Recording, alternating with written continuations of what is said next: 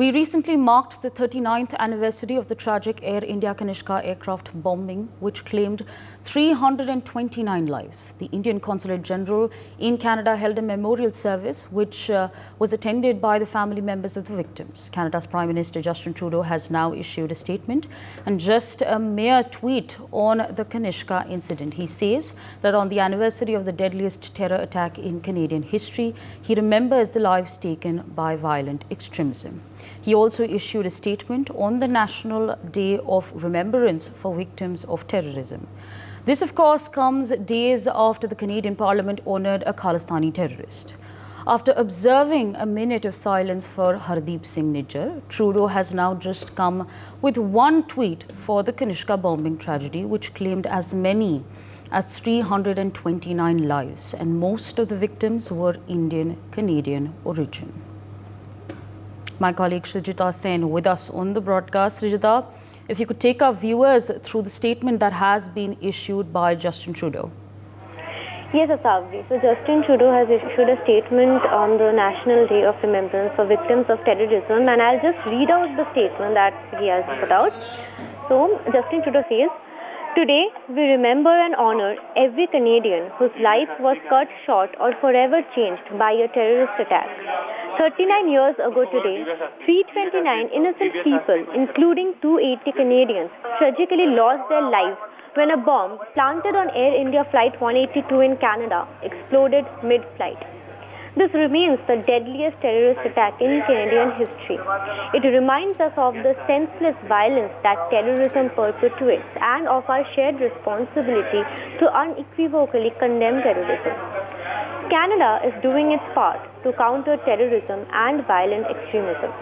We are updating our counter-terrorism strategy to ensure it remains modern and effective.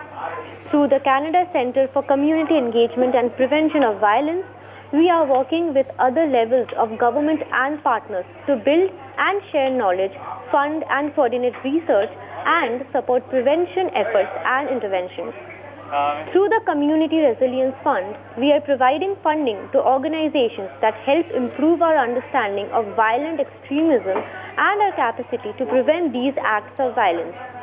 And earlier this week, we announced the listing of the Islamic Revolutionary Guard Corps as a terrorist entity under Canada's Criminal Code.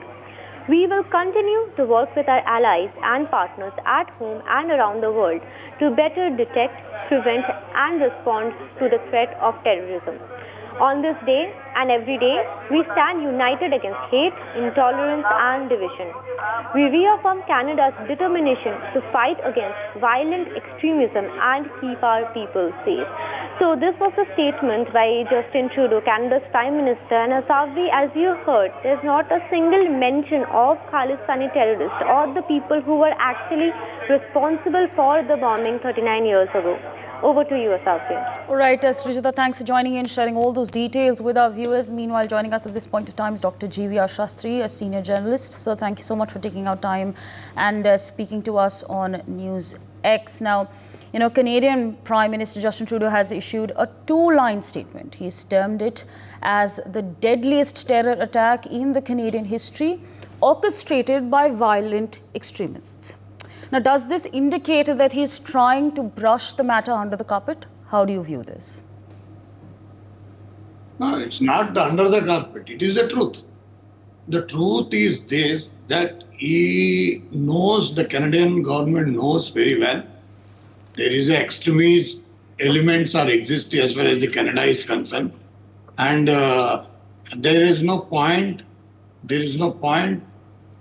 that one needs to understand. Very important is that this extremism is being supported by the none other than the government and government parties in the Canada.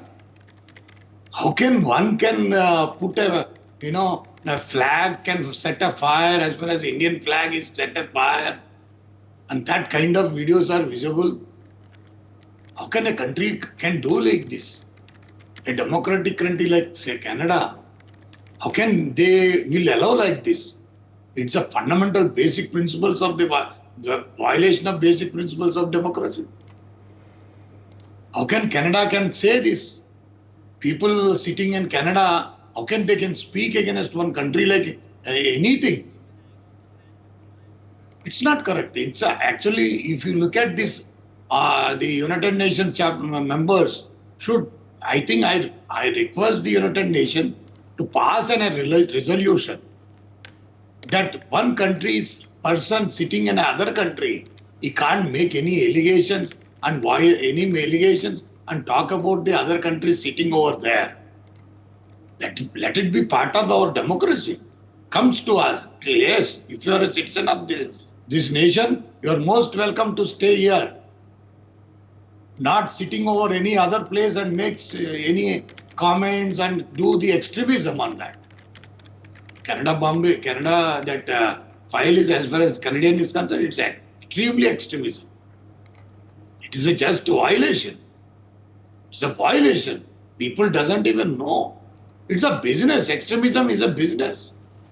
It's not nothing to do with the people, nothing to do with the aspiration of people. It's a business. It's a core business.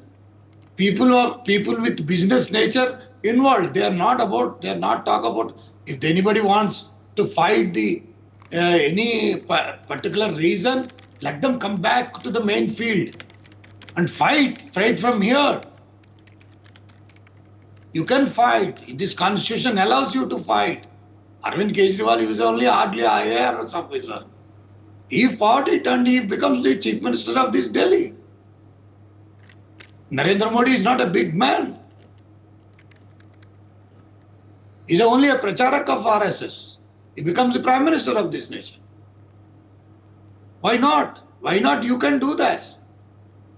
You see, there are so many chief ministers.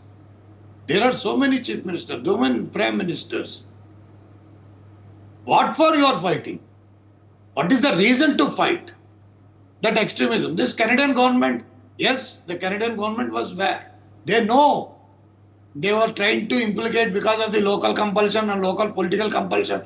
They were trying to implicate the government of India, saying that government of India is involved in some murder cases or Raw is involved. What nonsense.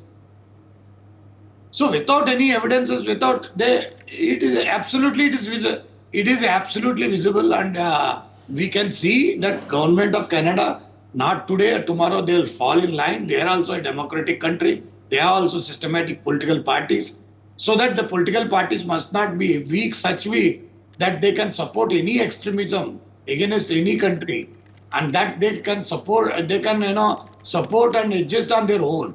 No, it's not possible. Time will tell. समय ऐसा आता है, समय के सामने इनको जवाब देना पड़ेगा, और जवाब ऐसी जवाब होती है जो जवाब अपने आप को देना पड़े. कहीं ऐसा ना हो जाए दूसरों को जवाब देने की जरूरत ना पड़े. ये ऐसी सिचुएशन था, अपने आप जवाब दे रहे थे. This is what the time decides. This is what exactly the time decides. So that is what the Prime Minister Canada is doing, and I urge the Prime Minister Canada, don't allow and don't tolerate, don't give any leverage with regards to the country like India. India, democratic country, it is democratic setup. Today we have a 240 MPs of the Bharatiya Janata Party. People have given, even though parties claimed 300, 400. Okay. But that is the story. That is the democracy, the beauty of the democracy, which is visible in the line. For more such videos, subscribe to the NewsX YouTube channel, hit the bell icon.